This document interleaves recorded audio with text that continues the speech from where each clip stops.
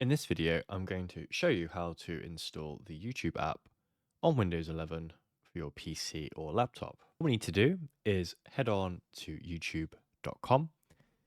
Once here, look into the top right, the three lines, press that, then scroll all the way down until we see Save and Share. Under this menu, we'll see an Install YouTube button. All we need to do is click Install. As you can see, it has now created a YouTube app and has also put a shortcut on the desktop. Another handy feature here is if you head on down to the taskbar and right click on YouTube, you can then pin to taskbar so you can easily access it. It's worth noting at this point that this system for installing YouTube works for Chrome browsers or Chromium based browsers. I'm using Brave in this instance, so it might not be possible to do this method the way that I have done it if you're using Firefox or Edge, etc. etc. Hope this helps. Thanks for watching, and I'll see you in the next one.